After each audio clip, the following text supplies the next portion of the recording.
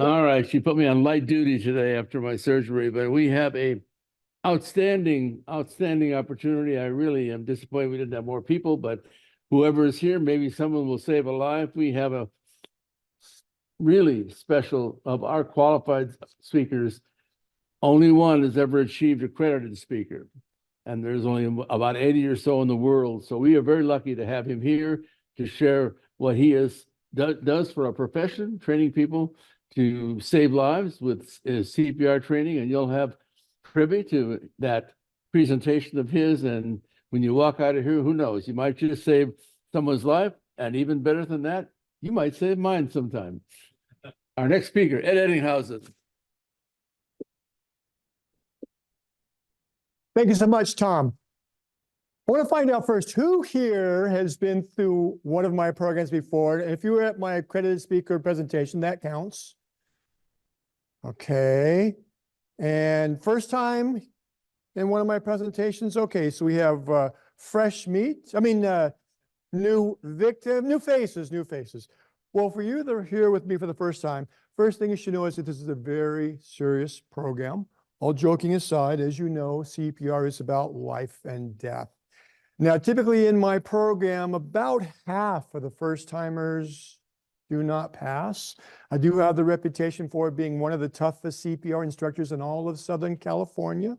Also, the 125-question test at the very end, I'm so sorry, but it doesn't exist. No such thing. As long as you are all participating, then you're going to come away with a CPR skill. What I'm going to ask you to do, those that are here in the live audience, if you make your way to my left, which is your right, there are mannequins. I need you to come over here and get an adult and an infant mannequin. Come on over. I'll help you with these. So just reach inside of any of these body bags, and each of them have babies and adults. So adult and a baby for each of you. Right. There you go. Family. Yes. Instant family. There you are. Thank you. Yes. And then if you want to come down in the first two rows, that would be great.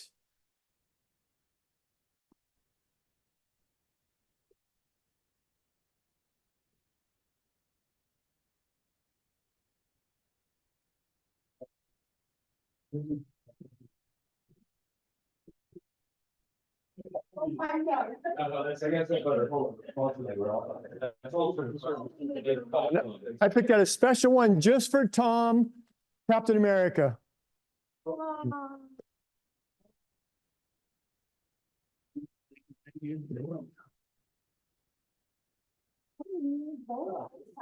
All right, let's get down to business. The first thing on the scene, you want to make sure it is safe for number one. Who is number one? You are always number one. So if it's safe for number one, then you go to number two. Number two would be your little friend. We're going to start out with the bigger mannequin. That's the adult mannequin. And if you want, you can name your friend. My guy's name is Charlie.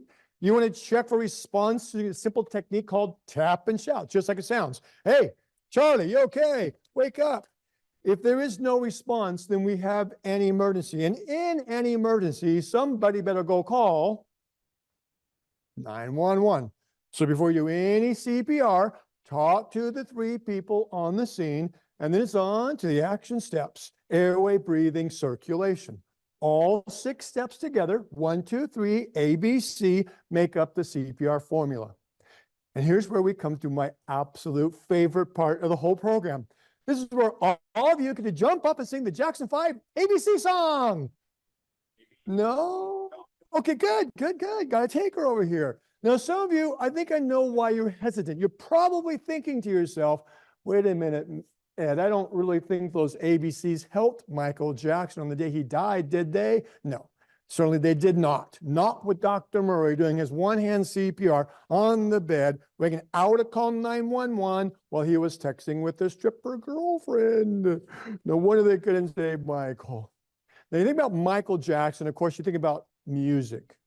Have you seen the latest and personal musical devices They just came on the market recently. You probably haven't seen them here in Loma Linda. I brought one to show you. It's called a cassette tape player. Hold on. Inside, there is a very special memory card. You can actually squeeze 60 minutes of music onto each side. You can get these amazing devices with their memory cards at all the high-end electronic stores like Radio Shack and Circuit City. And of course, the best one of all, Montgomery Ward's. Okay, obviously those stores have been out of business for a few years, and this device has been obsolete for a few decades. And the ABC sequence of CPR is now also a thing of the past. It is no longer the ABC sequence, it is now the CAB sequence. We actually start by skipping airway and breathing, going straight to circulation. In fact, people who work outside of the healthcare professions, for the most part, we just tell them to skip breathing if you're not comfortable with it and do hands-only compression CPR. But I'm going to suggest that you do the breathing. And even for the healthcare providers, it's now optional. So if you look at your victim and you're thinking to yourself, no, I'm not going to put my mouth on those little hips, then you can skip the breathing altogether. Totally up to you. So skipping to circulation, where do we check for Charlie's circulation? Where do we find a pulse? Good thing you chose the carotid artery under his fancy bow tie. Since he has no other pulses, look at my little friend. He's a third of the man that he used to be. Always check their pulse using how many thumbs? No thumbs. Why not use your thumb to check their pulse? You might be feeling your own pulse, fingers only. The best way to find the pulse, start with the fingers at the center of their neck and slide into the groove. You want to find the beat? Get into the groove. And here we are in the groove, checking the pulse about 5 to 10 seconds. Now, 5 to 10 seconds, that's not very long at all, except in an emergency. And then 5 to 10 seconds will drag on forever. And there's no pulse. Well, no pulse is telling us what is not working here. Then let's work on his heart. So we shift our focus to the chest. Another change in CPR, we no longer have to do the old trace, space, place technique. That's the old way. The new way, simply place the heel of your hand right between the victim's nipples in the center of their chest. Using 2 hands, compress 2 inches and give 2 ventilations. So far, can anyone tell me what would be our key number so far? 2. The winner in the very back there. But the compressions are a lot more than dose. Those of you who have had CPR training before, you remember how many compressions in your last class? Well, it used to be for adults, we did 15 compressions with 2 breaths, and for a child or infant, we did 5 compressions with 1 breath. Well, those numbers are now obsolete. It's now just one set of numbers for all victims, 30 compressions with 2 ventilations. Now, the numbers in CPR actually are pretty easy to count. You can certainly count your 2 hands, and you can count the 2 breaths, and even the 30 compressions, you can count that. But how do you count that compression depth of 2 inches? Technically, it's 2 to 2.4, but just think 2. How do you count 2 inches of compression depth? Well, you can't count it. You just have to guess. And when you're performing CPR, you might find yourself going, am I going too deep or not deep enough? If you're not sure, you better play it safe. And what do you think? Go deep or back off? In CPR, deeper is better. You're right.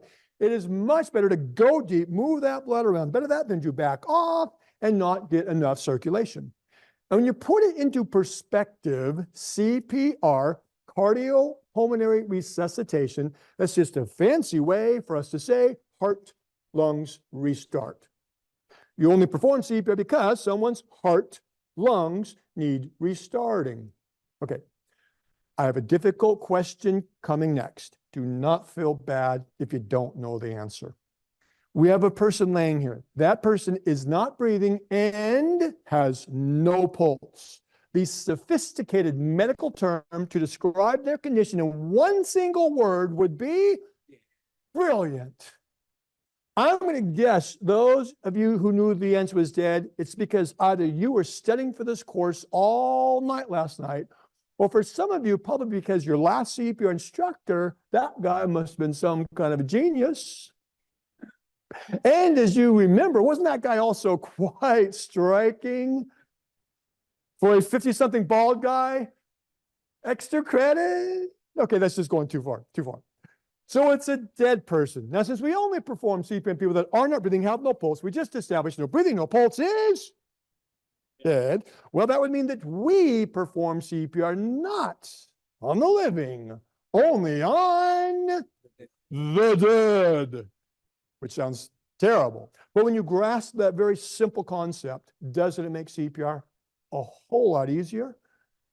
If you're only doing CPR on people that are already dead, tell me, how badly can you screw that up?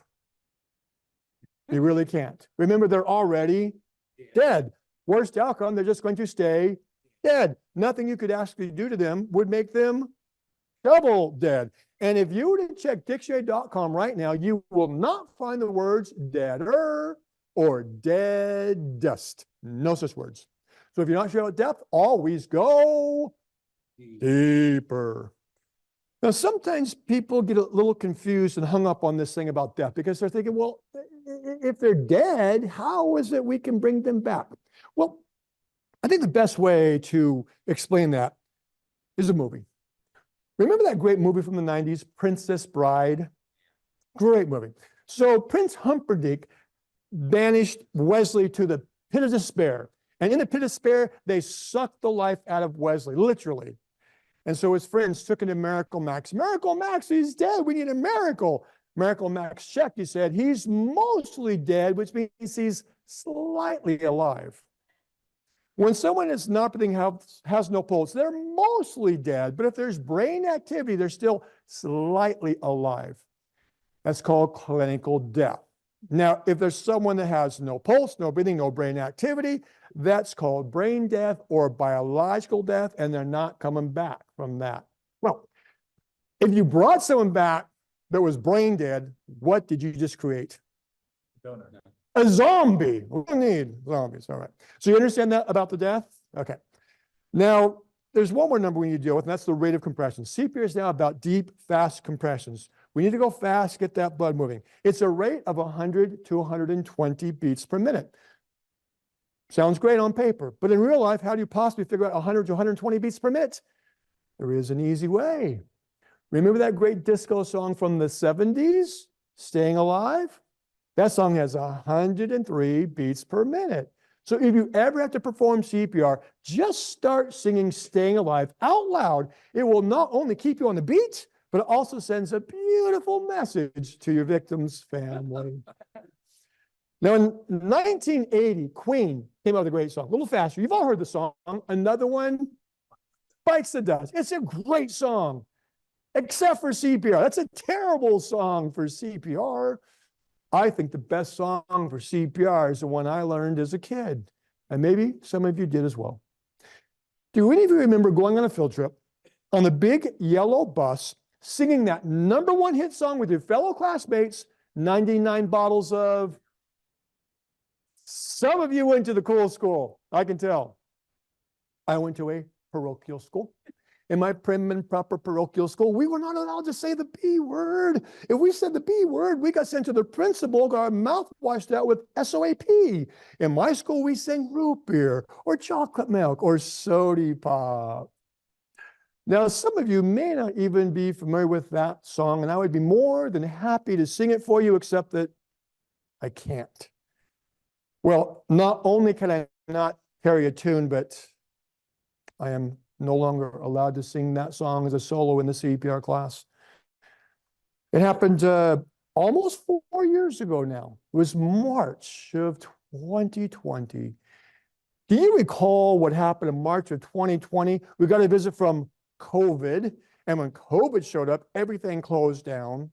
My business is 99% dental office CPR, and all the dental offices closed down. I was out of business for 3 full months.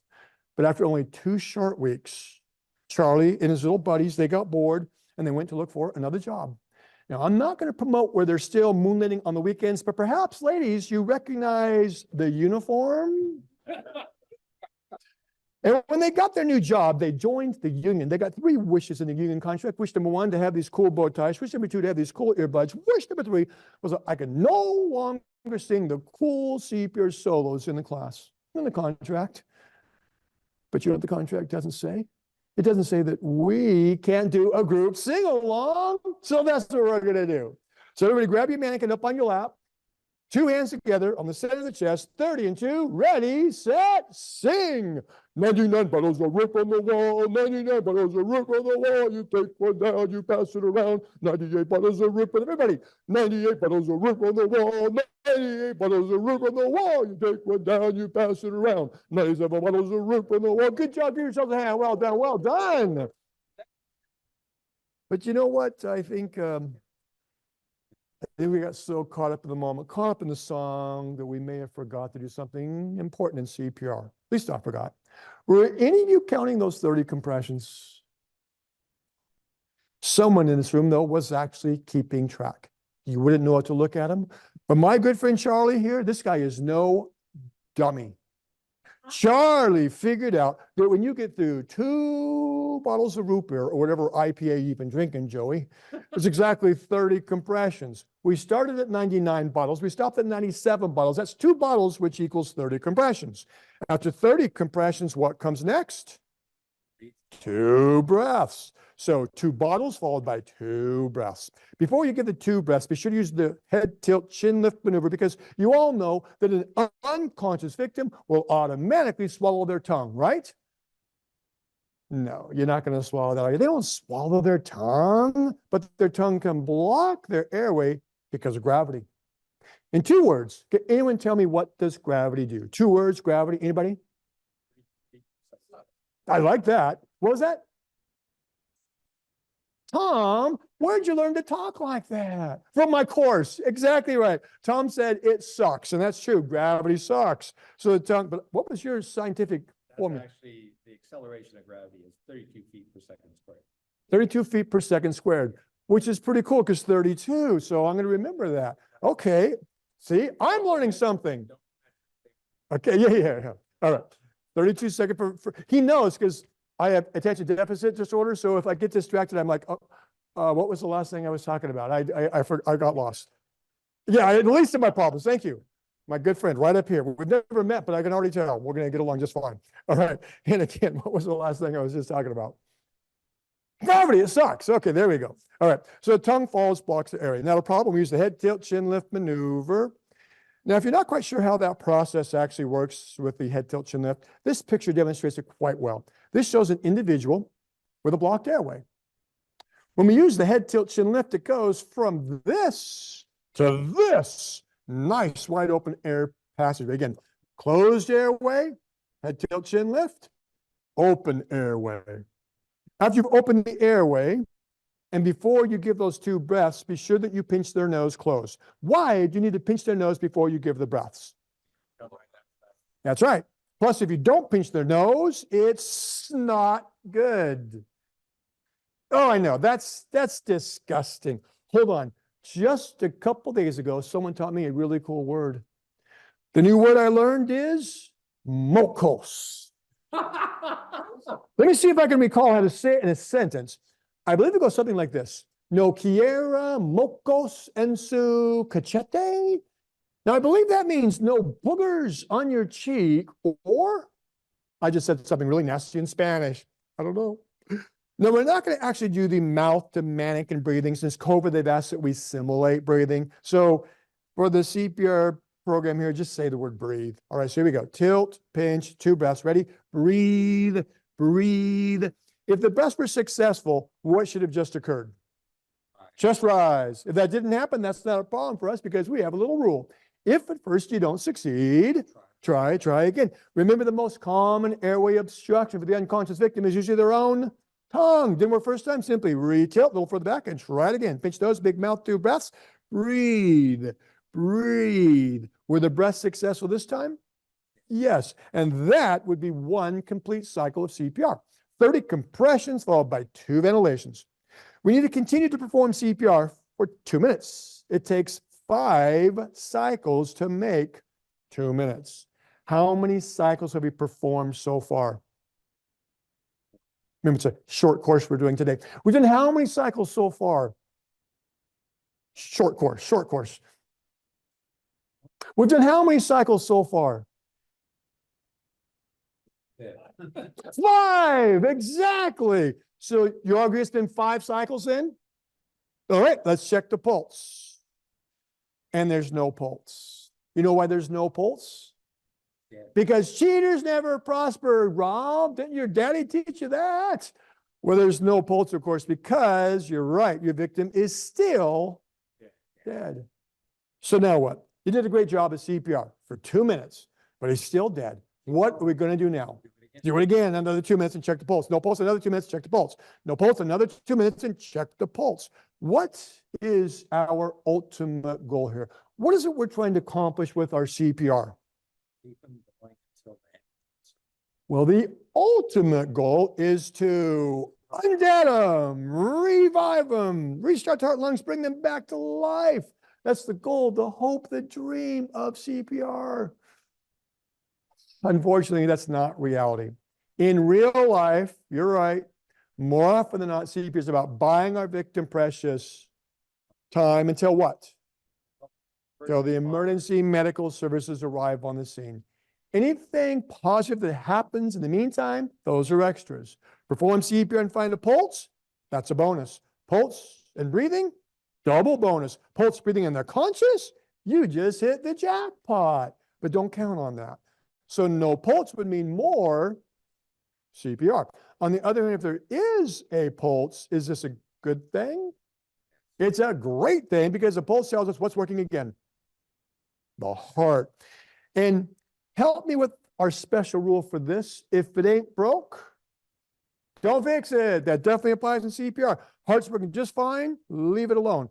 But we still need to go back and reassess what? Breathing.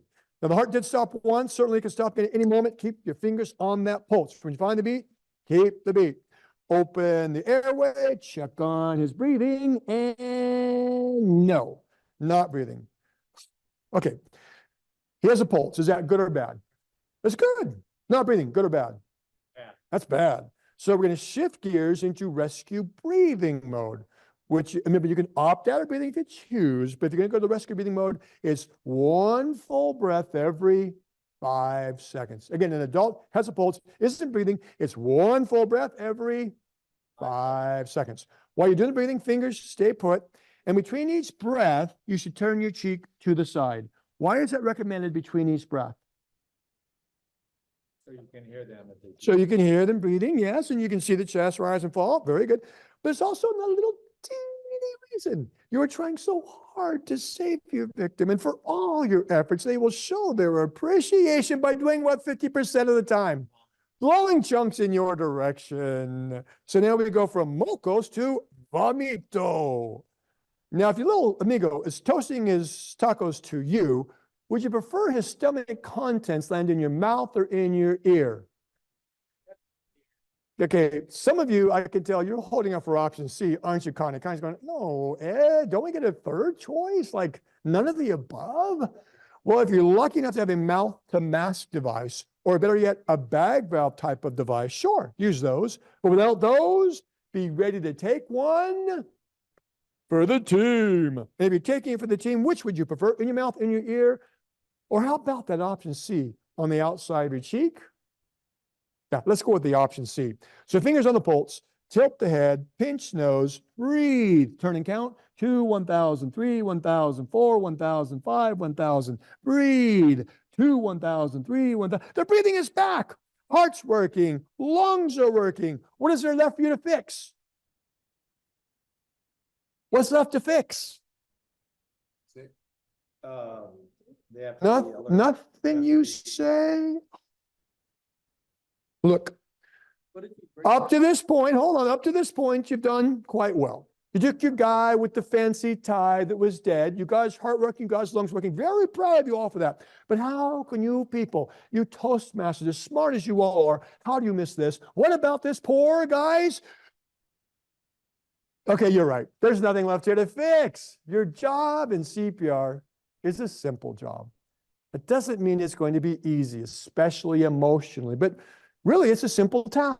We start the heart, we start the lungs. You just did that. So now we're going to hang out with our newfound friend and continue to wait for the emergency medical services. Of course, what stopped once could always stop again. So we need to continue to monitor their heart and their lungs.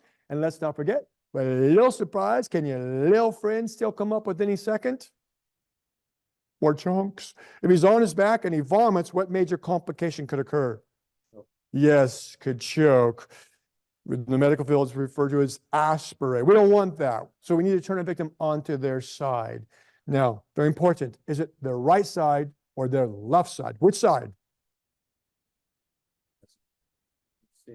Well, Joey asked, does it matter? It matters to me. I'll tell you what, if my friend Charlie starts blowing more chunks, which side do I not want his nasty mouth to be aiming at?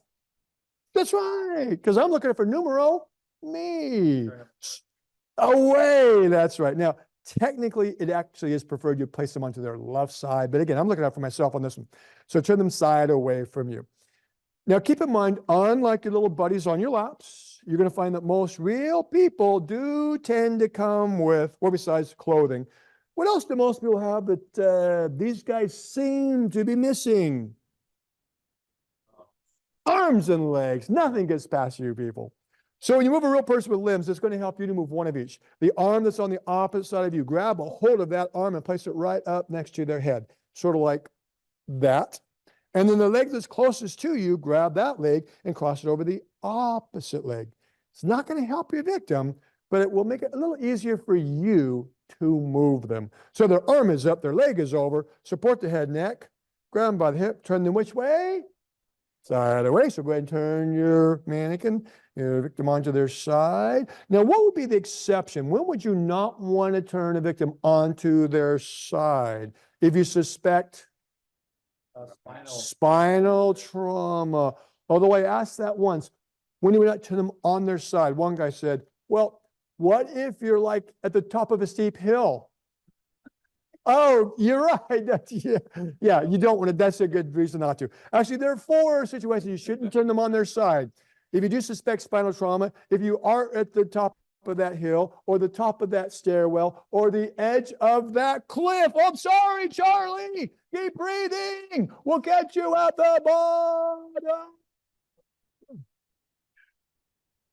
In the meantime, we're going to maintain this recovery position while we continue to monitor what are the 2 functions that are now working once again. So, heartbeat. That's right. And Breathing. Breathing and circulation, heart and lungs. How do you know his lungs are now working? How can you tell? you'll see them. Chest will rise and fall with each breath. That's how we see their breathing. And how do we see their circulation? By this. Color, I'll give that to you. But you're right, you don't see circulation, you feel circulation. Although I asked that very question once, how do you see the circulation? You know what one wise guy said? With a scalpel. For the rest of the program, I could not make eye contact with that guy. Well, it was a surgeon. They use their scalpel a lot. No, if you could see your victim's circulation, if the blood is spurting from their body, I warned you, the edge of that cliff would be too dangerous. So you see their breathing, you feel their circulation, and then you wait. And you wait, and you wait, and you wait for professional rescuers. It's like forever. In a real emergency, seconds will feel like minutes, and every minute will feel like an hour, and you will feel like there's got to be something else to do. There is one more very important step. Waiting for the paramedics to arrive on scene, the last thing you need to do would be, finish things off by stuffing M&Ms in the victim's ears. M&Ms in their ears is the newest step. Read the book. Okay, Tom, don't look at me like that, okay? I made it. Oh. All right, well, Tom's going, When he finishes, I'm going to Google that. I'm not sure. Well, let me explain in the book of Ed the two M's. The two important things that we are now doing. We are maintaining their recovery position while we continue to monitor their breathing and circulation. Maintain, monitor. M&M the victim. Now, as silly as it is, with me stuffing these big old M&Ms in the mannequin's ear, this might just help you in a real CPR event. Because in real CPR, when do we think? We don't. So it's over and done. For the most part, CPR won't be coming from here. Most of CPR comes from where? Here and here. Trust your good instincts, put your heart and soul into it, and hang in there. In real CPR, are we going to make mistakes? Sure, we might, but the beauty of CPR, close is good enough. You do not have to be perfect for CPR to work. Just hang in there. Don't give up on the victim. Now, when we take the two M's and flip them upside down, what two letters do we have now? WW. In this case, those W's could stand for wait and watch. Very good. Although you'd be surprised how often people suggest Weight Watchers. I don't agree. No. Look at our friend Charlie. Look at the poor man who's already lost. He's gone from a 6-pack to a 3-pack. The ribs are poking out, lost both arms, both legs. How much more weight can that man lose? In one class, one young guy was really confused about those two W's. He thought they actually stood for watch and wallet. Now, in his defense, remember, we are working with people that are already dead. I'm thinking, dead guy, for all your hard work, he'd probably want you to have his watch and wallet since he may not be needing them anymore. So as long as nobody is around to see, I do believe the watch and wallet belong to you. Go ahead, take them. But be ready because look who just showed up. It's the cops. Hey, where's the victim's watch and wallet and ring? Gee, officers, I don't know, but if you look on the hillside right there, because when he was rolling down that hill, I did see something come out of his back pocket, and I saw the watch and the ring come off too. It's up on the hill over there, I swear. Now, if there are two of you, it's easier because you work together as a team. One to compress, one to ventilate. For two rescuers, what would be the numbers? It would still be 32 and 2. Exactly the same, 32. Now, you know the best thing about having two rescuers? Each one will take on a single task. When they're finished, each one will take home a single treasure. All right, here's a tough question for you. What if your victim is not an adult, it is a child? What would be the numbers for children? Exactly the same, 32. Now, it is possible in the heat of the moment, you might forget the importance of numbers 32. Not a problem, just look for your good friend, because I understand in this very room, someone just had a birthday and just turned 32. Right, Connie? Yes, of course. Now, Connie, it seems like when you were in my class 2 years ago, you'd also just turned 32. And then there was the twos before that, two before two. Young lady, I believe you have been turning 32 since, since way back when Rob and I had hair. And that's been a few years, Rob, right? A few, yeah. But it's possible in the heat of the moment, you need Connie to tell you her age. She won't be ready to do that because once again, she'll be out there celebrating her 32nd birthday. You all know how Connie is, big time party girl. So if Connie's not around to tell you her age, you can always look to your victim for that special number. Because looking at the mouth of everyone here, if you have all your molars, you know how many teeth are in there? Right back to that same number again, 32. Now that works great for us here in Southern California because we take a lot of pride in our pearly whites. But what if you're traveling cross country to some place like Alabama, Arkansas, Tennessee, Kentucky, Northern California? Yeah, Northern California, it's more like 1, 2, 3 up on top and 2 on the bottom. 3 and 2 in Northern California. Look, I can make fun of Northern California because, well, I was born there and raised there. Now, a little trivia for you. Did you know Northern California, you know what the number one pickup line is in Northern California? I'm from South. Hey, cuz, Nice tooth. Yeah, sure. A little trivia for you. Do you know Northern California is actually where they invented the toothbrush and toothpaste and toothpicks? If they had invented those here in Southern California, they'd have simply named them teeth brush, teeth paste, and teeth picks. Again, I can make fun of people from Northern California. I was born in Sacramento, grew up in the foothills of the Sierras, got married in Northern California. My lovely bride would be here tonight with us, but well, she couldn't find her teeth. You know, Northern California. Don't tell Martha I said that. All right. Okay. So 32. So numbers in CPR are pretty easy. We got that 32. So we know for one rescuer, it's 30 and 2. For two rescuers, 32. For a child or infant, it's 30 and 2. Right? Make sense? Okay. Now, you all know that if you perform perfect CPR, no mistakes, you will save your dead victim every single time. You know that, right? But some of you are shaking your heads. No, you tell me you didn't know that? People, I only have so much time Tom's giving me here tonight. You got to do your homework. Read your CPR material. You'll find out what I just said is absolutely a big fat lie. No, you can't say them every single time. Remind me, please, what very special kind of people do we perform CPR on? Dead. Dead kind. If you're performing CPR on someone that's dead, the paramedics arrive on scene, your dead guy jumps up, runs over, greets them at the door. What just happened? A miracle! You just resurrected someone from the dead. And you know what? Two very special groups that makes our friend a part of now? He's now part of the Grateful Dead as well as the Walking Dead.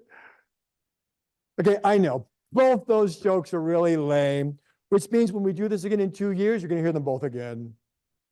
But most of the time, the paramedics arrive on scene, they come in the door, and what do they find on the floor? Most of the time, dead person. Does that mean that our CPR was just a big waste of time? Not at all. We bought time. Okay, so we didn't restart their heart and lungs this time, but what did we do? We got air into their lungs. We kept their oxygenated blood circulating throughout their body, and that is exactly what CPR is meant to do. Buy time. When the professional rescuers arrive on scene, they will continue what we have started and step it up. Along with the CPR, they'll intubate, medicate, defibrillate, transport our victim to the hospital. But even with all their hard work, still, most people do not survive CPR. The best success with CPR is with young people, and that's only a 40% survival rate. So 10 kids getting CPR on average out of the 10, how many are not going to make it? 6 out of 10 will not survive. But wait, it gets worse because the majority of times that CPR is performed, it's not performed on those that are younger. It's performed on those that are older, much, much older than 32. Connie, you're fine. You're okay. You're okay. And when the victim's age goes up, victim survival rates go down to measly 5%. That means if we now have 10 older victims all getting CPR with only the 5% success rate, out of our 10 older victims, how many of them are going to survive? Yeah, look at our friend Charlie, half of one. You would need at least 20 full-size victims just to get one single survival, and there's only a 5% success rate. But wait, it gets even worse. Because your victim has only one chance in 20. Is this most likely going to be some stranger out there that you have never met or someone that you know and care about? Think about your typical day. Today, for example, when you woke up this morning, where were you? Okay, if you have to think about your answer, he's going, well, Ed, that's a good question. I'm trying to remember. I was at home. I'm just trying to remember whose home was it? Well, of course, yes. You were home. You were there with your family, most of you. You woke up. You maybe went to work or did some other activity. You're here with us here tonight with people that you know. So you really do spend most of your time around the same people, right? People at home, people at work, people at various clubs, organizations. You spend a lot of time around people that you know and tolerate. No. I can tell you're at a District 12 Toastmasters Speakers Bureau. You're just all a big bunch of happy, great. You just love each other. Group hug. Or maybe group therapy. Speaking of therapy, I just have to say, I am so very proud of the progress made by this man right here. Tom, you can barely see the twitch anymore. It's almost gone. A little bit more of your vitamins. You'll be fine. But there is something we can now do that can boost our victim survival rates from 1 in 20 all the way up to 1 in 3 by adding just one extra step. Does anybody know what that one extra step would be? Narcan. Oh, if it's a drug issue, it could be, yeah.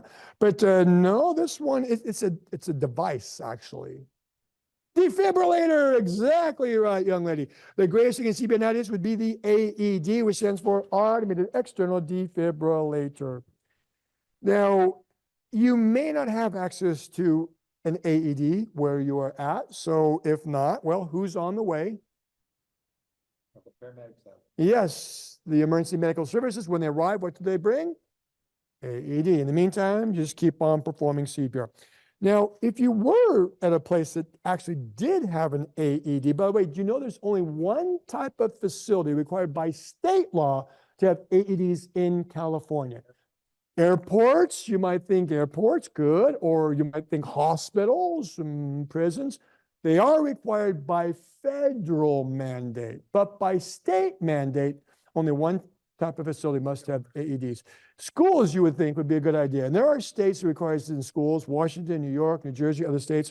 Now, the one place that our California lawmakers decided must have AEDs, where's the place that people go on purpose, maybe a couple times a week to elevate their heart rates as high as possible? That's right. So if you're working out at the health club and someone collapses, you call 911 and you get to the defibrillator. It's by the front desk. Hurry. While you're waiting, you start CPR. Once the AED arrives, we hook them up. Now, they all work pretty much the same way. By the way, this is a training AED, so it's sort of miniaturized. They're usually more about this size. So what's the first thing we should do with this machine? Well, probably open up the protective case. Sometimes it's a soft carry case, sometimes it's a hard case, but open the case. What's the next thing to do with this machine? Yes, push the green button, turn it on. We just wait and play it by ear. If the patient is a child, press the child button. This one is equipped with a child button. Don't need that. Adult. Remove clothing from the patient's chest. Well, Charlie's in his work uniform, so we're good. We're good. And apply pads onto patient's bare skin. You notice the pads Apply have pads pictures. As shown The in pictures show you where to place the pads. These pads even show you for a child, center of chest, center of back. Now, it'll repeat this over and over till we do it. So let's go ahead and apply the pads. And the picture is, it's a target area. You don't have to be bullseye in the very center. Again, it'll repeat it until we do it. So anywhere in that general area of the right shoulder, press it on firmly. Press pads firmly on. And this pad shows lower left rib cage. Shown in the picture. Press it on firmly. Pads firmly on skin. Once the pads are properly in place, like the diagram shows, touch the patient. Analyzing heart it'll rhythm. then automatically go into the EKG analyze Do mode. not touch the patient. Analyzing heart rhythm. Got it? Shock advised. Mm-hmm. Do not touch the patient. Everyone clear. Whoa. Press the flashing. See that button. flashing red triangle with a little lightning bolt? Shock Make sure no one's touching them. Clear and shock. Shock delivered. Mm-hmm. Begin CPR. And at this point, what you would not do is what I just did. When you push the AED button on, it remains on until the EMS arrive to take over. When you put the pads on your victim, pads remain on the victim until the EMS arrive and remove them. Now you might think, well, Ed, if we shock them and then we find a pulse, well, of course, in that situation, take the pads off. But tell me, is it possible? My good friend Charlie was in ventricular fibrillation. That's where the two lower chambers of the heart, the ventricles are just quivering. It's like it's a muscle spasm. And the point of the shock is to take that muscle spasm and cause the heart to contract and then hopefully go back to a normal rhythmic beat. Is it possible we reestablish normal rhythm with Charlie's heart and suddenly Charlie goes back into that VFib muscle spasm again? It does happen. Unfortunately for my friend Charlie, once I found a pulse, I turned it off, the pads off, pads are stuck to the carpet. Pads are no good now. Pads remain in place, AED remains on until the EMS arrive. All right? Any questions with the AED? You have to have some type of training for it. We just got it. That's exactly right. Actually, The great thing about an AED is we call it monkey proof because pretty much all you do is what the voice commands tell you to do. If you do what it tells you, it's pretty much foolproof because the machine makes all the decisions. You just do what it says. Now, when I pushed the AED off, what actually should have happened is I would leave it on. Now, some AEDs will go silent for 2 minutes. So you go back to do your CPR, 30 compressions, 2 ventilations, 5 times. And then after 2 minutes are up, it'll come back on and say, analyzing heart rhythm, do not touch the patient. Some AEDs will actually walk you through the CPR. It'll say, place the heel of one hand on the center of the chest, place the other hand on top, compress the chest 2 inches starting now. And we just got this change in 2024. At that point, it'll start singing 99 bellows will rip on the wall, 99 bellows. No, it gives you a little metronome, little beep, beep, beep, beep, beep, beep, beep. How many beeps? 30. After 30 beeps, it'll say, breathe, breathe, beep, beep, beep. All right, so that's, and after 2 minutes, it'll cycle back around, analyze, if necessary, shock them. It'll allow you to shock them every 2 minutes if they need, but you only will shock them if the machine tells you they need to be shocked. And if you push that shock button and they don't need to be shocked, it's not going to shock them. It won't let you. All right. I have a question for all of you. When in the CPR process would you actually use the AED on your victim? Now, the obvious answer would be, well, Ed, when there's no pulse, when they're dead. Yeah, that would be true. But actually, specifically when you use the AED, depends on if it's a witnessed or non-witnessed arrest. For example, I'm talking to all of you right now, and suddenly I collapse. Did you witness it? Yeah, that's witness arrest. Versus, now this is maybe something that's more likely with most of my clients, dental offices, but in a dental office, maybe they have someone in an operatory. Oh, you know, I've got to take care of something, just a couple minutes, I'll be right back. They go about their business, 10 minutes later, oh, I got to check on my patient. They go check on their patient. They're in full arrest, but they didn't witness it. Nobody witnessed it. Okay. So that's non-witness arrest. So if it's a witnessed arrest situation, I just collapsed. And anytime you find there's no response, hey, come on, Ed, wake up. We want to finish up and go home. There's no response. Call 911 and get that defibrillator on the wall. Hurry. And checking the pulse. There's no pulse. You're in position, just about to start chest compressions. And right then someone runs in with that defibrillator. You can temporarily skip the CPR steps and go straight to defibrillation temporarily. Now, if it's the non-witness arrest victim, before we hook the AED up to them, we've got to get some oxygen into their system, get it moving around because we don't know how long they've been without oxygen. So we're going to do CPR for how many minutes would you think might be good? How many minutes do you think might be good? 2 minutes. How'd you get that? Yes, 2 minutes CPR, then defibrillation. That make sense? It's the legal ramification using the defibrillator. You're fully protected by the Good Samaritan Act. Good Samaritan Act says if you perform CPR and any of the techniques associated with CPR, as long as you stay within the scope of training, then you're good. Anything bad that happens, and bad things can happen, like you could crack the rib, you could fracture sternum, you could puncture a lung. But it all comes back to the one basic premise. We're doing CPR on what kind of people? Yeah. Dead kind. It always comes back to that. Anything you can do, whatever happens to them, you're not going to make them double dead. All right, so good question. Okay. Let me just maybe drive that point home a little bit further with defibrillator. Let's say you're all through here. You go out to your car. You're going to start your car up. Try it again. You know what's really weird is that you have an electric car. Gotta think about that one. Yeah, I saw Tom's new red Tesla. So yeah, so it doesn't make that noise. All right. But anyway, so it's not working, so you got to call AAA, right? You're out of gas. You know why you're out of gas? Because someone forgot where he slept for the night and barely made it on fumes here. So you call AAA. They show up. They've got a can of gas and a set of jumper cables. And you need them both, of course, but you need them in the right sequence. Which one comes first, gas or cables? Yeah. Anyone that's ran out of gas would know gas comes first. Victim has been without gas, oxygen for who knows how long. Before we try to jumpstart the heart, we got to gas them up first. Does that analogy make sense? I'm glad it does, because I'm quite proud of it. I made it up myself. But I'm always a little concerned it could backfire. Here's my big worry. It's a real emergency. Hey, come on, wake up, wake up. There's no response. Call 911 and get a defibrillator. You don't have, it's okay. Get me jumper cables and a can of gas. The gas goes in here, jumper cables, one right there, one right there. The bald CPR guy taught me. Just do it. Now, another situation you might deal with. What if you give your victim those initial two breaths and they do not work? Not a problem for us, not a problem, because we know the rule. If at first you don't succeed, remember the most common airway obstruction for the unconscious is usually their own tongue. Didn't work first time, retilt, try it again. What if on your second attempt after the retilt, you still cannot get air from lips to lungs? What's the problem? Lodged obstruction. Now there is a technique we can use on people with a blocked airway. It starts with letter H. We call it the what maneuver? Heimlich maneuver.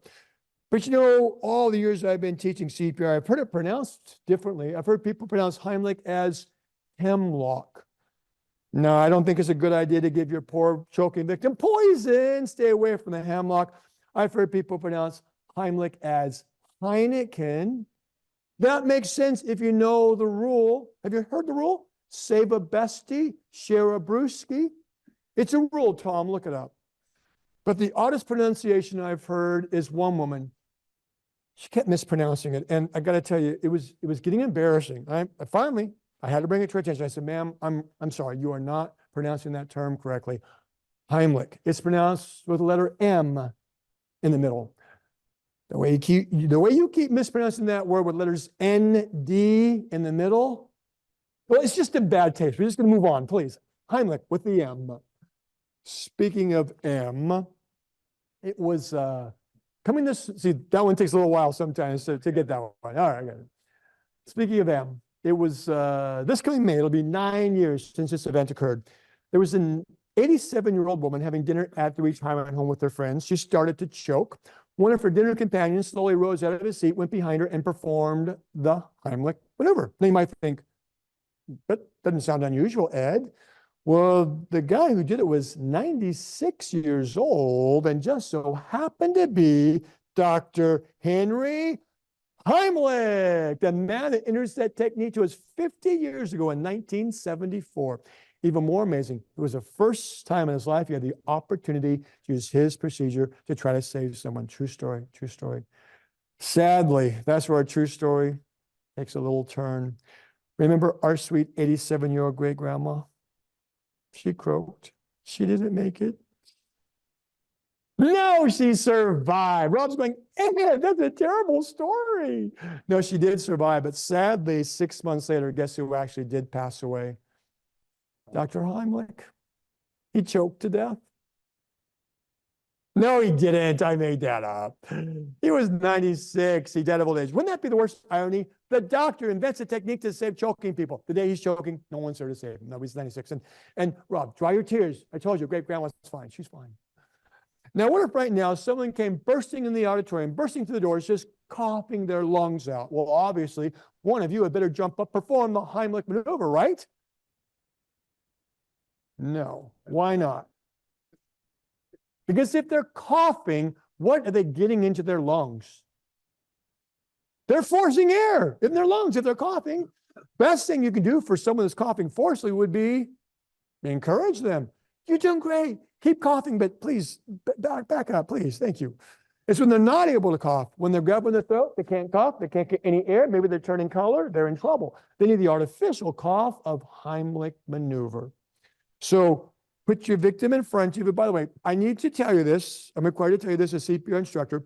If you're dealing with someone who's laying on the floor, on the ground, they're unconscious or dead, you have what's referred to as implied consent. Because the implication is if you could magically wake them up, hey, you're dead. I want to do CPR on you. Are you okay with that? You are good. Okay. See, it's implied. You would get their consent. Now, any kind of a medical procedure, they're going to get written consent. But when you have a conscious individual, you're supposed to get informed consent. Works like this. Hey, buddy, I can see that you're choking. Would you like me to help you? You would? All right. If you remember to do that in a real emergency event, good for you. But I'm required to tell you that. Try and get informed consent. All right, I'm going to help you. Okay, good. Get behind your victim. In this case, put your mannequin in front of you. Find the belly button. Now, if you are lucky enough to find your victim, if she has a belly button ring, pull it. If she starts jumping and screaming, what's that mean? You're fine. Quit your belly aching. Now, if you don't want to go the ring pull procedure, the more traditional technique would be to place the thumb side of your fist just above their belt line or just above the belly button, grabbing with your other hand. It's an inward, upward thrust. You need the pressure to come up to the diaphragm. If you're doing it correctly, you're going to practically lift them off the floor. Up to 5 times, each one gets a bit more aggressive. So here we go. 1, 2, 3, 4, 5. If that works properly, the object is expelled, great. If it doesn't, then we go on to stage 2. Let me set the stage for you on this one. Let's say you're all attending some swanky Hollywood black tie award ceremony. You're all like here sitting in the audience. One man is standing up on stage. Now, it appears to you in the audience that that man is choking on his words. Your natural inclination would be to jump out of your seat, run up on the stage, and to do what to that man? Slap him on the back. Where? Back. On the back. Unless you're named Will Smith. Oh, sorry, Chris. I'm sorry. That was the slap heard around the world. All right.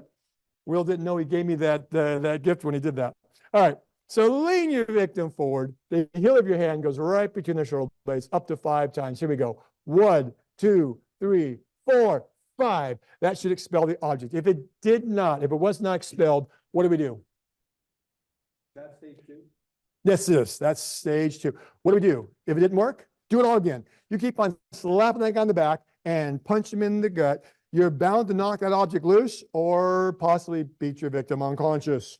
Now, if you have an unconscious individual with a blocked airway, in the past, we would straddle them at their knees and perform abdominal thrusts, but that has changed. The new guideline, any unconscious victim with the blocked airway, an adult, a child, even a little baby, if they're unconscious with a blocked airway, we now skip right to what procedure? CPR. CPR, but we had one extra step. After the initial 30 compressions, before you give those first 2 breaths, what do we need to do first?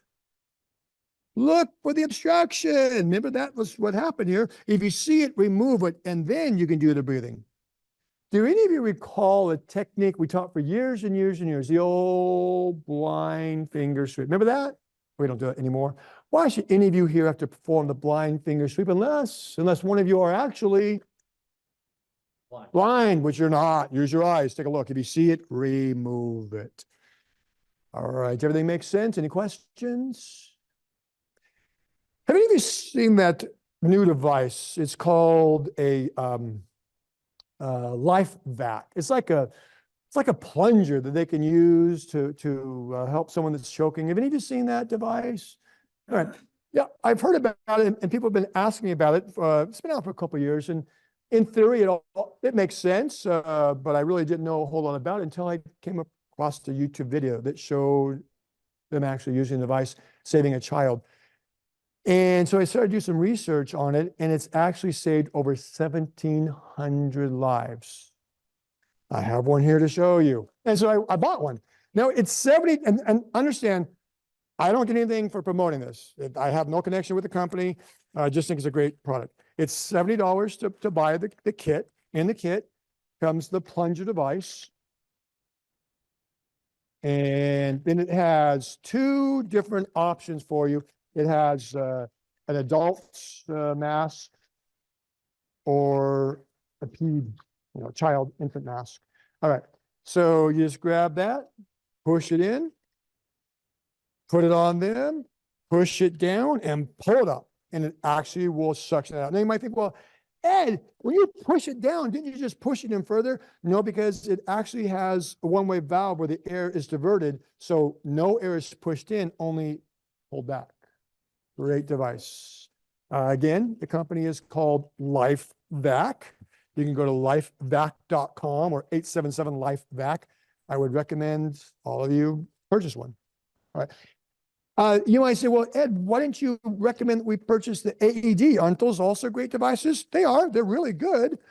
But you have to have a medical directive to get them, and they're about $1,500. So a little bit different than, a $70 device. All right. Any questions? Does that make sense? LifeVac. LIFEVAC. All right. Put your big guy aside. Grab your baby. Everybody should have a little baby with them. And keep in mind, if you ever do perform CPR on a real baby, whose baby are we talking about? Well, if you're not sure whose baby this one is, I'll tell you what, real quick, take a look up here front and center. Tell me, do you recognize any obvious resemblance? Who's your daddy? It's me. It's me. Well, if it's not your own baby, it'll probably be a niece or a nephew or a friend's baby or a neighbor's baby. Years from now, could be your own grandbaby, but not for at least another 20 years for young Connie. Remember, she's only 32. Oh, wait a minute now. Rob, it was Connie you were telling me about, right? You said Connie grew up in Northern California and she married her cousin. You probably are a 32-year-old grandma after all, probably. All right, so here we go. You cradle robber, you? All right, here we go. On the scene, first, make sure everything around you is... Well, I know Tom knows this signal. No, safe. Safe, yes. Make sure everything around you is safe. If it's not safe, grab baby, run to a safe place. Once you're safe, check response. Remember with the adult and the child, we did the tap and shout. Hey, Charlie, you okay? Wake up. With babies, we use tactile stimulation, which is just a sweet way to say, hurt that baby. Grab his little foot, flick it, pinch it. In CPR nowadays, you have to be cruel to be kind. Now, when you're hurting a little baby, what should happen immediately? Of course, if baby's not kicking and screaming from that pain, what kind of situation is this? Is the baby dead? Is he dead? Don't know. Don't know because we haven't checked what yet? Pulse. How would you know someone's dead without checking their pulse? Unless one of you are like that one kid. Remember that kid from the movies 20 years ago? I see dead people. But you don't have a sixth sense like the kid. But this baby is not responsive. That's an emergency. Somebody better go call 911. But what if there's no one to call 911? There's only me and my baby. What do I do? Grab baby, make the call. The quicker we get the call made there, the quicker they're going to get here. In the meantime, how can they help me with my baby over the phone? What can they do for me? Calm me down, coach me through. Could I use the extra help? It's my baby, I'm scared to death. Of course I could, but what if there's nobody around to send? Or maybe no phone to send them to, and maybe I don't have my cell phone with me, so Siri can't even help me. I'm on my own. Well, thank goodness everyone in this auditorium and on the Zoom at home, that CPR formula. And if you ever do get lost in CPR, Jackson 5 will be there for you. So if you blank at it, you're going CPR, the song, 1, 2, 3, A, B, C, D, E, and someone's going, what are you doing? It's no problem. You tell them, it's modern CPR. I know exactly what I'm doing here because the bald CPR guy taught me. Now, I need you to call 911 and get me jumper cables and a can of gas. Hurry. And wallet and watch. Thank you. Yeah. All right. Now, performing CPR on a baby, the best place to do this is on a raised, hard, flat surface. Tabletop, countertop. Although if the baby is small enough, you can perform CPR with a baby in your arms. To do that, you'd want to support the baby's head and neck, take his little toes, tuck them right under your arm, and then pull baby's head close to your chest. We call this support, tuck, pull. All right? And we're going to check baby's pulse. Now, babies, besides being born without teeth, you see, they're also pretty much born without, I asked this one question. I said, babies are born without what? And this one woman was so rude to me. I said, babies are born without what? And you know what that mean lady did? She pointed right at me. She said, hair. Genetics, ma'am. I can't help I've gone bald. Special ed for that comment. And by the way, you know what? God only made so many perfect heads. On the rest, he put hair. So there. But one time, one class, one guy, I said, babies are born without what? This one guy. At my last CPR course, our instructor told us that when our babies are born, he said they don't have those art trees in their necks like we do. If your baby happens to be born without carotid art trees, well, that would mean that your baby is born brain dead, just like it's. I did not say dad out loud.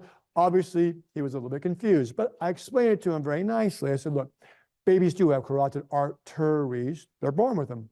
But you make a really good point. When there's not much of a neck, it's really difficult to find a baby's carotid pulse. So instead, on babies, we check their brachial pulse. Now, the easiest way to find the brachial pulse on a baby, take 2 fingers to baby's fingers on baby's hand that's closest to you, fingers to fingers.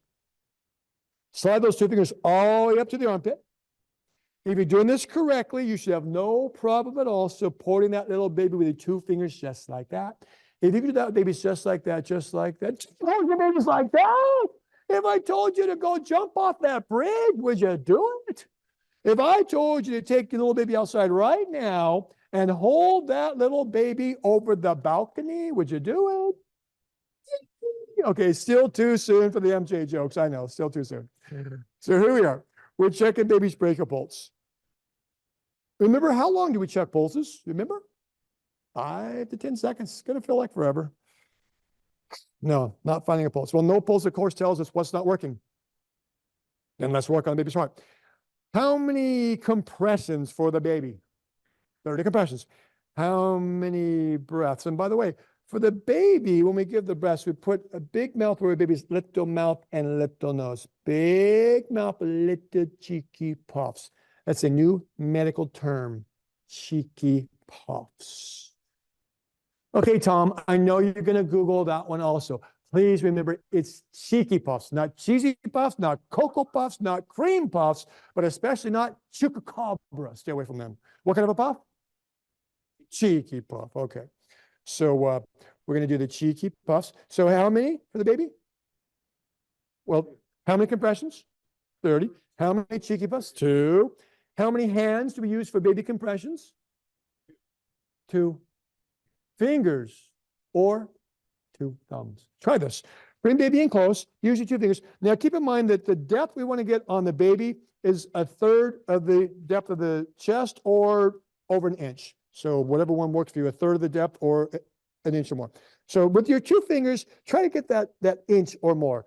Okay, here we go. Do some compressions to see how much effort that takes with 2 fingers. Now try this. If you had a table service, that would be best, but you can even do this on your lap. Put baby on your lap. Take your fingers on both sides of the baby, put your fingers behind to the baby's back. Then put your thumb on baby's sternum. Put your other thumb on top, so your thumbs are stacked on top. And now with your 2 thumbs and with your hand around baby, do the compressions. Which one's easier? The 2 thumb technique. That's the new guideline for infant CPR, the 2 thumb hand encircling technique. So to get that ingrained in your brain, let's go ahead and practice it. Here we go. 1, 2, 3, 4, 5, 6, 7, 8, 9, 10, 27, 28, 29, 30. How many cheeky puffs? Put them in. Puff, puff. Uh-oh. Puffs didn't work. No problem. We know the rule. If at first you don't succeed, remember the most common airway obstruction for all the unconscious, adult, child, infant, it's usually their own tongue. Didn't work first time. Tilt back just a little bit further. Try it again. Here we go. Big mouth, little cheeky puffs. Puff, puff. The breath didn't work on the second attempt. Well, now, oh, by the way, before you give the 2 puffs, it might be a good idea. Take a look in the mouth in case you do see something. And if you don't see anything, but before you give the 2 puffs, what you don't see, you might feel. Place your hand on baby's chest. Then try. Puff, puff. If the puffs were successful, what would you have just felt? You had felt the chest rise. If that didn't happen, must be a blocked airway. Remember, we talked about this with an unconscious because we used to, with the baby blocked airway, we used to pick them up, turn them over, hit them on the back, turn them over, push on the chest. But remember that guideline change that I talked about earlier? Any unconscious victim with a blocked airway, an adult, a child, and even an infant. If they're unconscious blocked airway, we now go straight to what procedure? What procedure is this? CPR. But what do we add before we give those breaths? Look in the mouth. Remember, blocked airway. So if you can't get the breaths in the second attempt, don't mess around. Just go right straight to CPR, but look in the mouth before the breaths. Okay? Make sense? All right. Now, what if the baby with a blocked airway is actually conscious? So it's laying in the crib, face up, eyes wide open, look of terror in its eyes because it's not getting any air. Without air, it can't make noise. Without oxygen, it's turning what color? Oh, that's a conscious choking baby. Do you want to save that conscious choking baby? Do you want to save it? Do you really mean it? Prove it. Stand up on your feet and grab that baby out of the crib. Everybody on your feet, on your feet, on your feet. Here we go. Take your baby and make a baby sandwich. Sandwich it between your arms. Now, whatever arm the baby is on, step out with your opposite leg. So if it's on your right arm, you put your left foot out and you, sorry, I'm supposed to keep my red neck covered in class. Rob warned me about that. I forgot, Rob. I'm sorry. But take baby sandwich, turn it over, lay it against your leg. Baby head points down. Remind me, please, somebody, what does gravity do? Potty mouth Tom, what does gravity do? Gravity. It sucks, exactly. Gravity's going to help you in this case. Heel of your hand between baby's shoulder blades. Be sure you are supporting baby's head and neck. Very important. Up to 5 back blows. Here we go. 1, 2, 3, 4, 5. Up to 5. If 1, 2, and the object pops loose, please don't go 3, 4, 5. No. Now the object popped, if it popped loose, it would probably land where? In your hand. And how would your conscious baby tell you it's breathing now? Because what you've been doing to it? Beating it, you meanies. But remember in CPR nowadays, you have to be cruel to be kind. Now, the back blows were not successful. Step 2, lift the baby sandwich, switch your legs, turn baby to that leg. Again, baby's head's pointing down, so gravity helps. Now, you can actually move baby's shirt up because we're going to move from baby's belly to baby's chest. Here's why. There is a valid concern that if you are pushing too hard on that baby's belly, you could cause internal trauma. Moving on to the chest, you're on the hard, bony sternum. Actually, there are 3 groups of conscious choking victims that we push on their chest, not on the belly. Babies are one of the 3 groups. Who are the other 2 groups? Again, they're conscious, they're choking, push on their chest, don't push on their belly. Who would you not want to push on their belly? Pregnant what? Pregnant women. Pregnant birthing people. Have you not been paying attention to pronouns? Of course, pregnant women. What other kind are there? And who's the 3rd group? But we'll use a polite term. Somebody that says horrible flatulence. Yeah. And someone that's heavy. I've heard obese. I've heard rotund. But you know what? The politest term I have ever heard, fluffy. So if there's too much fluffy, then move up to the chest thrust. So a conscious choking obese individual, chest thrust. Conscious choking pregnant woman, chest thrust. Conscious choking baby, chest thrust. Here we go. Up to 5 chest thrusts. Baby's head pointing down. Ready? 1, 2, 3, 4, 5. Baby is still conscious, still choking. How many times do we repeat the baby sandwich on a conscious choking baby? How many times? Until it's As many times as it's going to take till one of the important P words happen. The P words like pop out, puke out, pass out. Who's on the way out? Also a P word. Just call them paramedics. Other P words might come out. We ignore those P words like pee-pee and poo-poo, but please do not ignore po-po. Now, if suddenly your baby went unconscious and still has a blocked airway, what do we do now? get a life back. Unconscious baby, blocked airway. What do we do?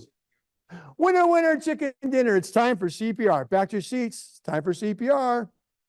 Here we go. And let's use that 2-thumb technique. Ready? 1, 2, 3, 4, 5, 6, 7, 8, 9, 11, 12. And actually, let me stop for a moment. I passed over what Joey said, but he does brilliant. He said, get that life back and use that. Perfect. Yeah, that would be, if you had one, that would be the time to use it. Okay, all right, let's keep going. 27, 28, 29, 30. Before the cheeky puffs, what do we need to do first? Check in the mouth. Look, it's a Lego. Get it out. And now let's try those cheeky puffs. Hand on chest. Here we go. Puff, puff. Were the breaths successful? Did they work? How do you know the breaths worked? Because it's time to wrap up the course. There's only a few minutes left.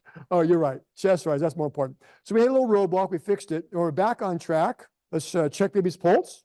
We got the airway open. Let's maybe see if we get lucky. Checking the pulse, and no, there's no pulse. Well, at least we have an open airway.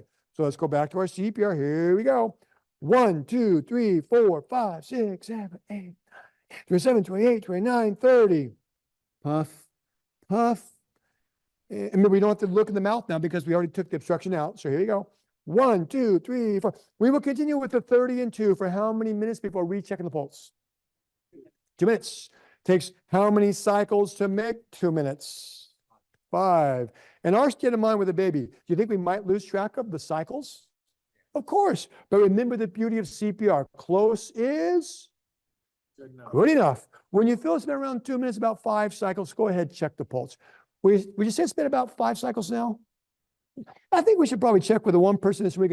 We can always count on for her truthfulness. Connie has been 5 cycles now? You don't even tell the truth about your age. I'm not sure I should listen to you, young lady. Okay, so we'll say it's been 5, so we're checking the pulse. Tell me, Miss Honesty, are we finding a pulse? Yeah, we got a pulse. All right, so let's see. We got the pulse. They're breathing. All right, and what are we going to do here? Waiting for the paramedics. We have a pulse. They're breathing. Maintain monitor, M&M, that's right. So you can actually pick baby up in your arm and, well, wait a minute now, wait a minute. We have pulse, my bad. We didn't check for breathing yet. We have a pulse, that's good, but we still need to check on that breathing. Let's check on the breathing. No, baby's not breathing. You know what? This whole mannequin family here has some kind of a genetic disorder. I don't think we really talked about it with the child, but with an adult, has a pulse, is not breathing. We give them 1 full rescue breath every how many seconds? Every 5 seconds. If a child has a pulse, isn't breathing, we give them half a breath every 3 seconds. A baby has a pulse, they're breathing. We stick with every 3 seconds, but for baby, not a full breath, not a half breath. Remind me, it's what kind of breath for the baby? Cheeky puff. If you try to give me the full, even the half breath, you'll be here going, and that poor little baby is going to be going, it's not a baby balloon. Don't blow it away. So fingers on the pulse. They do a cheeky puff, puff, turn and count, 2, 1,000, 3, 1,000, puff, 2, 1,000. Breathing is back. Heart's working, lungs are working. The sky opened up. Angels are now singing. Angels are singing. Yes, hallelujah. Now, do we care if our little baby spits up on us? So bend the rule, turn baby towards you. For a moment, you can hug and cuddle. Remember, you still have work. M&M, maintain recovery position. What's our second M? Maintain and? What 2 functions do we continue to monitor waiting for the EMS to arrive? Yes, heart and lungs, breathing and circulation. Where on babies do we monitor circulation? That's right, in the arm, brachial. While we're doing the M&M, what else are we doing? Watching and waiting and wondering and worrying and whining. Where are they? Where aren't they here? And then we hear it. The most beautiful music in the world. Which would immediately go from the crying solo to the crying duo. And then it becomes a wailing trio when you hear what coming up the street? The siren. Sirens of the ambulance. And then there's that knock upon your front door. You open the door. What took you guys so long? Check my baby. But before you turn your baby over to the professionals, show them respect. Take your little baby, turn that little baby over, turn it over. See if there's anything they should know about. Go ahead, check that little guy's diaper. See if there's anything. Check it. There's a diaper dookie in there. Get out, a teeny tootsie turdy. And talk about Talk about junk in the trunk. Oh. But you know, I'm thinking that if you were that considerate to warn the paramedics about your baby's diaper, I bet they'll be nice to you. I bet they'll give you a moment to run back into your own place and change your own pants. Because if that were your baby, they ain't gonna be dry or clean. Now tell me, pardon me, tell me, does CPR work every time? No. Why not? Because they're dead. That's the worst thing about CPR. It's only for dead people, but take heart. For the very last, I have saved the very best. Every year in the good old US of A, CPR saves over 150,000 dead people because someone just like you jumps in, starts CPR, and buys them precious time. Do we perform perfect CPR like professionals? No. But whatever we can do for them right here, right now, it's got to be better than nothing. Now, I'm asked from time to time if I have performed CPR. I've been involved in CPR events twice, and both of my victims did not survive. No. That means in 2 years from now, you're going to probably find a better CPR instructor, aren't you? I understand completely. The first time I did it was March 10 of 2001. I was teaching a CPR class at the 24-hour fitness center in Corona. During the class, one of the staff came running in. One of our members just collapsed. We called 911. He needs CPR. I actually had to stop teaching CPR and go perform CPR. And this was long before they made the legal requirement for AEDs to be at health clubs, so they didn't have one then.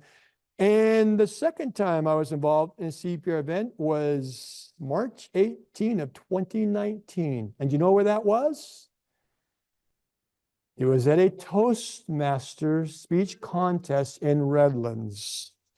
I was one of the evaluators for a contest. I was also speaking in the speech contest.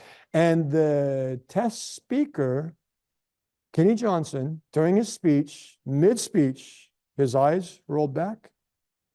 He fell back on stage. A group of us went up, and sure enough, he needed CPR. And the paramedics came out, they used a defibrillator, couldn't bring him back. So it happens. And you probably heard about the event that happened last January. It was on Monday Night Football. Damar Hamlin, young player, took a hard blow to the chest, went into full cardiac arrest. For 12 and a half minutes on national television, they performed CPR on that young man. They used a defibrillator on that young man. And you know the results. That poor young man did not survive.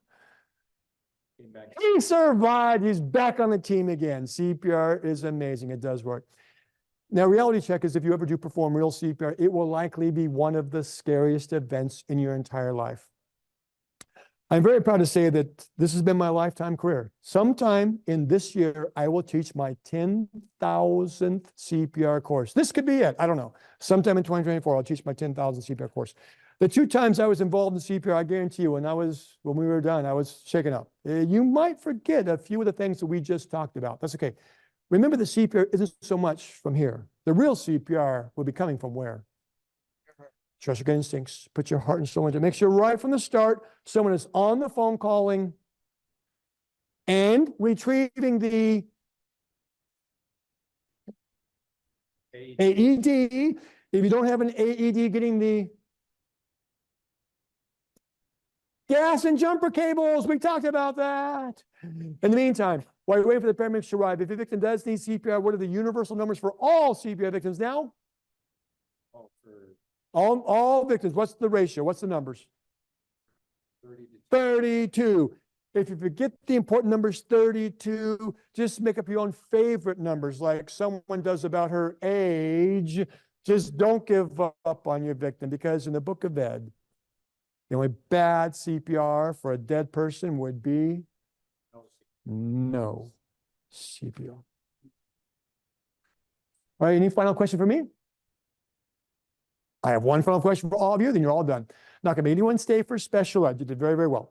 Right now, if someone hit the floor in full arrest, could you get in there with your heart and soul, with all your passion? Could you at least try to give them that second chance for life with the magic of CPR? If you could at least try, then please let me see those hands I send high. Give yourselves a big round of applause. I'm so proud of you. Each and every one of you have now graduated with honors. And we should have some music playing here. That's right. You can hum it for us. There we go. For those in the listening audience. Yeah, Radio Shack. All right. That concludes the program. Tom, back to Connie, back to you.